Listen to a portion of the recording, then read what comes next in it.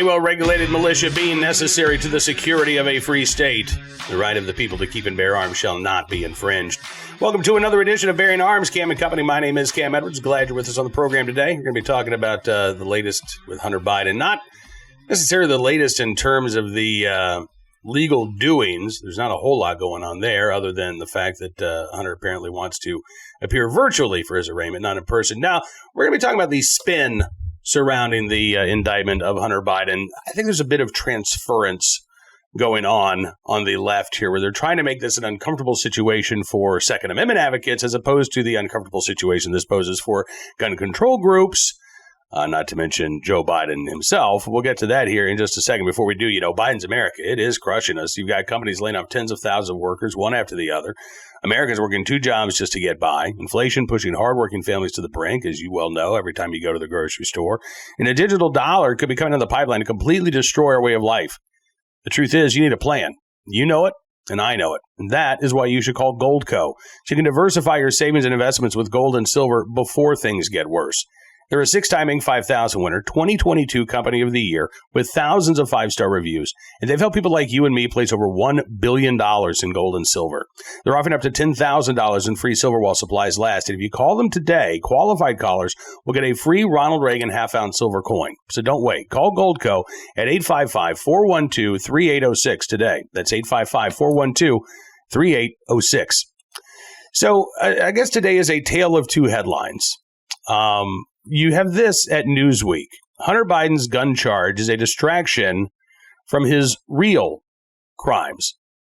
This from John Yoo and John Shue, both veterans of the Bush administration. I think Schubert worked in both the H.W. and W. Bush administrations in the Justice Department. And we'll get into their argument, but basically saying, listen, the gun charge that Hunter Biden's facing, the least serious of the crimes that he is accused of committing. And David Weiss is engaging in some political shenanigans here, not only with the tax problems and Hunter Biden's finances, but with the gun charges themselves. Then you've got this counterpoint, kind of, from Slate Magazine. Headline, Hunter Biden's indictment has put gun groups in awkward bind.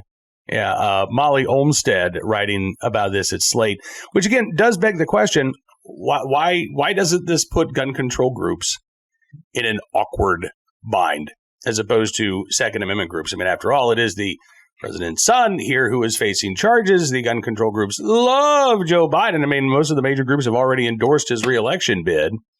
Anyway, we'll get into that in just a second. So back to the Newsweek piece. John Yoo and John Shue say that David Weiss charged Hunter with making a false statement while purchasing a firearm in 2018 and possessing a firearm while using illegal drugs or controlled substances, noting it took Weiss 5 years to indict Hunter Biden on such straightforward, easily proven offenses, but just 7 weeks after the collapse of his giveaway plea deal with Hunter.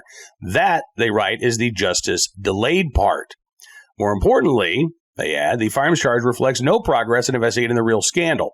That Hunter Biden concealed millions of dollars that he received from foreign companies and individuals linked to unfriendly governments, and that Hunter may have influenced U.S. government policy in exchange, evaded laws, and distributed the questionable gains throughout the Biden family network, perhaps ultimately to Joe Biden himself. That, they write, is when it becomes justice denied. They also push back on the idea that the prosecution of Hunter Biden is politically motivated. They write, far from being politically motivated to come after Hunter, whistleblowers credibly accused Weiss of deliberately slow-walking and interfering in the Hunter investigation. And while Weiss was busy not indicting Hunter Biden, the Supreme Court in 2022 decided Bruin, which said that the government, when justifying a firearm regulation, quote, must demonstrate that the regulation is consistent with the nation's historical tradition of firearm regulation, opening up new challenges to existing state and federal regulations. If Weiss had brought the case quickly, instead of waiting 5 years, this new ruling would not have been available to Hunter's lawyers, who already indicated that they plan to use it to challenge the indictment and plan to base part of their arguments on the recent Bruin-related decisions from the Fifth Circuit in U.S. v. Daniels and U.S. versus Rahimi, as well as the Third Circuit in Range versus Garland. Delaware, they note, is in the Third Circuit. In other words, if Weiss hadn't been slow-walking this, then the defense available to Hunter Biden today would not have been available back then. Okay. Now, again, do I think that David Weiss was intentionally slow-walking the gun charge against Hunter Biden in order because he just, had the precognitive ability to know that the Bruin decision was coming down. This is what the Bruin test was going to be, and that would give Hunter Biden an out? No. Again, I think it goes back to the original plea deal that was rejected by the federal judge here. This deal never should have been offered in the first place. But once it was called out by the judge, Weiss really didn't have much of a choice except to go back and, again, do what should have been done the first time around. Of course, Hunter Biden's attorneys say, well, listen, that plea deal wasn't off the table, right? The gun charges should still be deferred, dismissed. Weiss is now under the microscope. And if he's still not trying to do everything completely by the books, I think he is trying to do things in a way that will not raise too many undue questions. Now, I do still anticipate that a plea deal is going to be in the works, and I would be surprised if that plea deal actually came with any prison time, even though that is often what the government requests in similar cases. In the case of U.S. v. Daniels, for example, that case out of the Fifth Circuit that John Yoo and John Shue referenced, in this case, Mr. Daniels was caught with a gun and a small amount of marijuana in his car. He admitted to smoking marijuana, and he was charged again with the same crime that Hunter Biden is accused of committing as well, being an unlawful user of drugs and possession of a firearm. In that case, the U.S. government asked for, I believe it was between 18 and 24 months in prison for Mr. Daniels. Yeah. Another case out of Michigan that we covered at Buried Arms a few months ago, where, again, that was the sentence range requested by the federal judiciary. There was another case back in, I think it was 2022 or 2021, case out of Connecticut, where a guy had been investigated by the ATF for allegedly selling guns under the table. Now, they couldn't apparently find enough evidence to charge him with that, so it might not have happened to begin with. But in the course of talking with the guy, he admitted that he smoked marijuana on a fairly regular basis to sort of self-medicate his PTSD. Again, that's what they charged him with, being an unlawful user of drugs and possession of a firearm. The government in that case had requested an 18 to 24-month prison sentence, but the federal judge in the case said no, and sentenced the man to probation instead, ruling that marijuana was going to be legal under Connecticut law in a short period of time and likely legal under federal law. Of course, that hasn't happened yet. But again, in most of those cases, what we have seen is that the government at least requests prison time. I'm not sure that that's going to be the case here with Hunter Biden. So then we get to this idea from Slate, and I've seen others. I think it was, might have been New Republic, had a piece along these very same lines. Oh boy, isn't this Hunter Biden indictment just awkward as hell for Second Amendment groups, right? Oh, it's really put them in an awkward bind. As Olmstead writes, when news broke last week that Hunter Biden had been indicted by federal prosecutors for lying about his drug use while possessing a gun, Gun Owners of America, a hardline gun rights lobby, responded with glee. Good, the organization tweeted with the clapping emoji. If his father wants to work with us to repeal unconstitutional gun control, our lobbyists will be at the White House within an hour. Until then, Hunter shouldn't get any sweetheart deal. It was the most exuberant reaction, she writes, of any gun rights organization to the Hunter news, a sign that most conservative opponents of gun regulations were struggling to square a political victory for those who dislike President Biden with the consequences of a law that they oppose. But these groups appeared to find common ground in a single message. If there have to be bad laws, at least Hunter can be taken down by them too. Now, first of all, I don't consider that to be an awkward position. If you've got a bad law in the books, you want to see that law go away. Okay, that's one thought, right? I don't like this law. I'd like to see it disappear. How does the position of, but since the law is on the books, it should apply equally. You should not get celebrity justice or political justice where you get to avoid consequences for your actions. How do those two things contradict each other? I don't think that they do. Now, I've talked about this on the program as well as writing about this at Buried Arms for years. I would be thrilled if the federal prohibition on unlawful drug use for gun owners disappeared tomorrow, particularly when it comes to things like marijuana, medical marijuana. I think that we are in an absurd and untenable position. You know, broad swaths of the American public admit to using marijuana either recreationally or for medicinal purposes, and yet it remains illegal to do so under federal law. So every time one of those Americans, let's say a cancer patient or somebody with, Parkinson's, imbibes to help them with their symptoms, maybe to alleviate some of the symptoms of their disease, again, if they're a gun owner, they're running the risk of going to federal prison as a result. So most folks, I think, are forced to choose between exercising the right to keep and bear arms and trying to treat the symptoms of their condition. Or again, in states where marijuana has been legalized for recreational use, and you can pound down an entire case of beer every night if you want. You're not going to run afoul of federal law. But if you so much as smoke a bowl, well, then again, you're committing a federal felony. So I don't have any problem whatsoever with the federal modification, or the federal laws being overturned by the courts. But I also don't like to see people get off because of their political connections. And again, I don't think that is an awkward position. Now, the Slate article goes on to say, according to the New York Times, actual prosecutions of individuals who've lied on their applications for guns are extremely rare. Prosecutions on the third charge are less rare, but are typically bundled with other criminal charges and are not pursued on their own. Hunter Biden never used the weapon, had no criminal record, and committed no violent act. A substantial percentage of those accused of lying on a federal firearms application, quote, negotiate deals that include probation and enrollment in programs that include counseling, monitoring, regular drug testing, the Times report stated. It's unlikely that Hunter would have been subject to this level of scrutiny were it not for his public profile. Well, remember, first time around, he wasn't subject to that kind of scrutiny, at least not on the part of prosecutors, because they offered him one hell of a deal. He could enter a pretrial diversion. He could have his record wiped clean.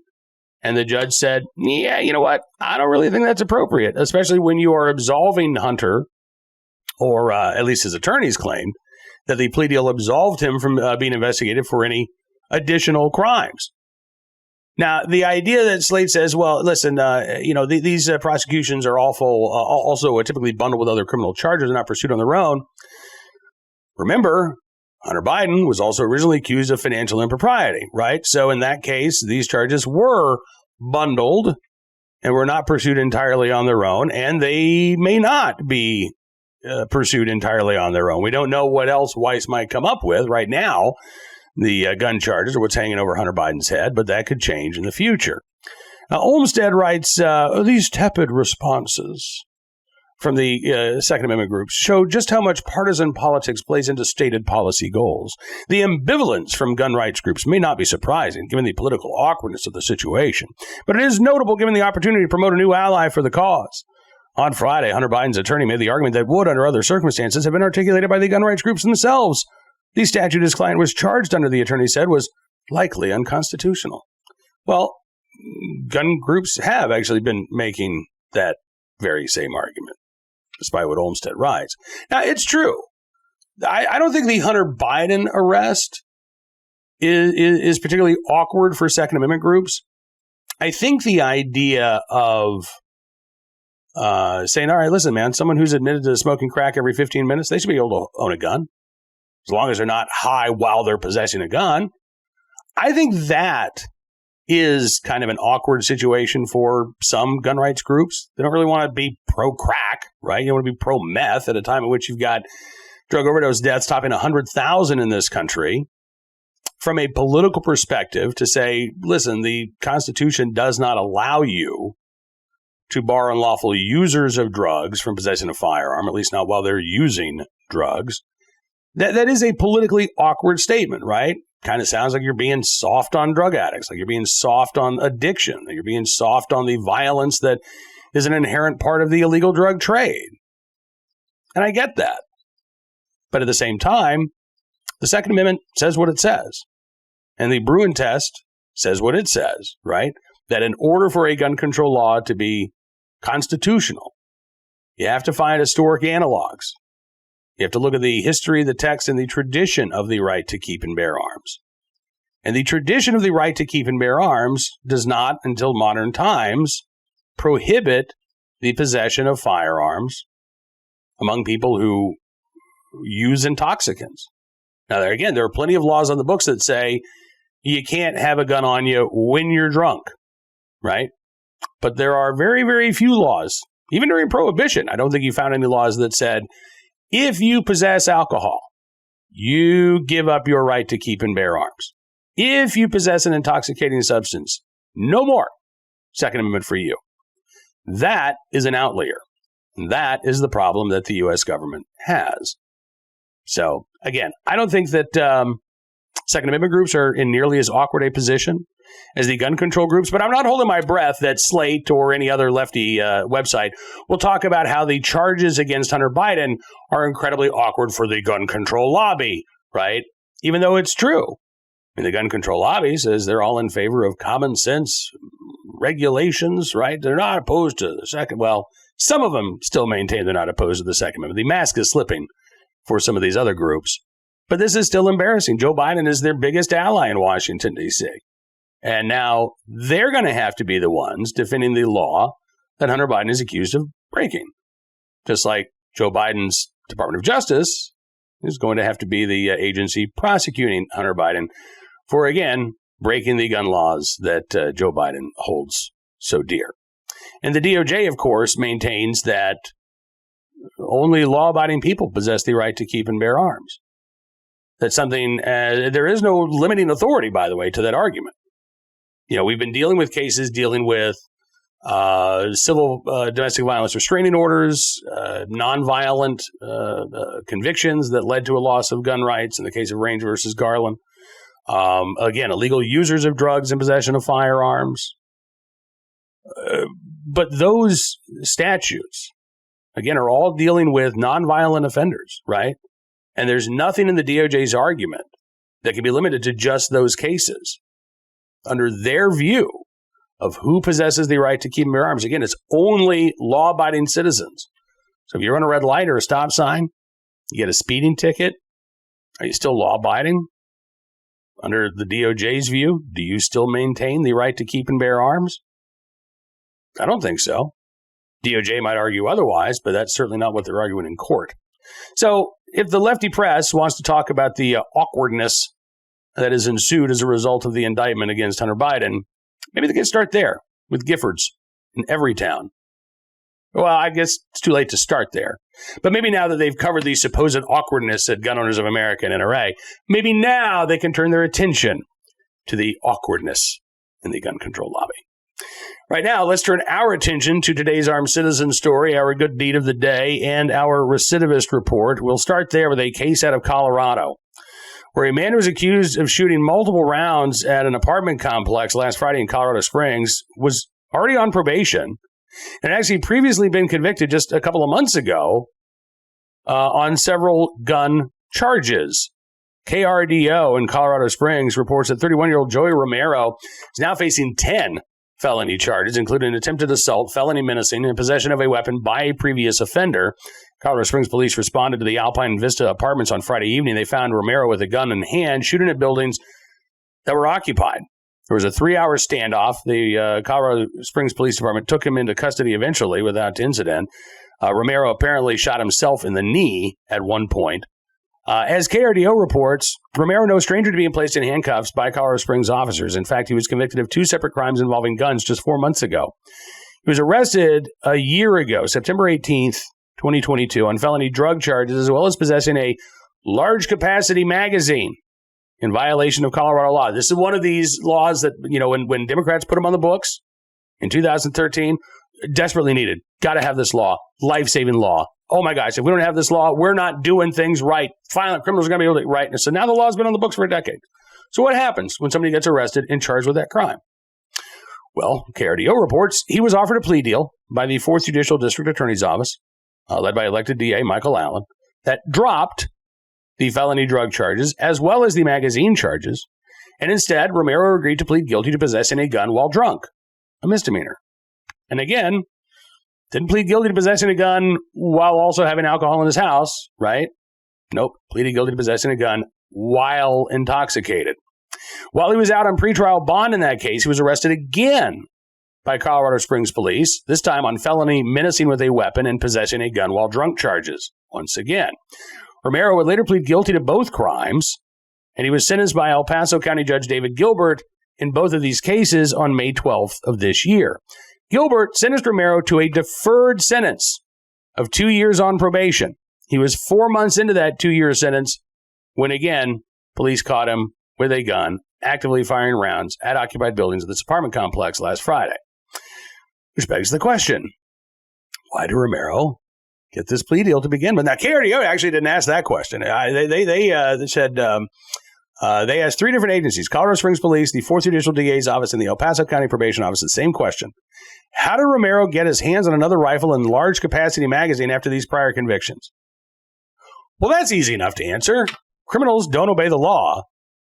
I mean, there you go. We don't know. Listen, we don't know if it was theft. We don't know if it was a black market sale. We don't know if it was a straw purchase. We don't know. We don't know if he just simply kept a hold of one or more of his guns after his conviction when he was told that he could no longer possess firearms. We don't know, but we do know that, again, criminals, no matter how restrictive the gun control regime in a particular state or a country might be, looking at you, Mexico, have no problem getting a hold of firearms as long as they're willing to break the law to do it.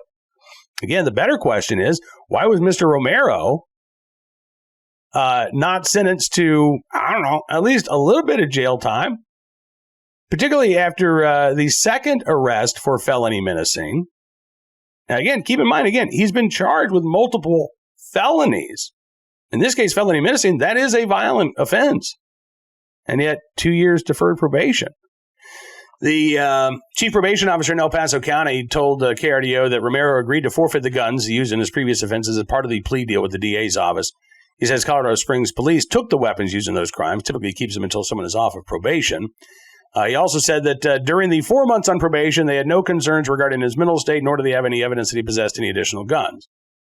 Until, of course, they did have concerns and realized that, oh, yeah, he's still got a gun.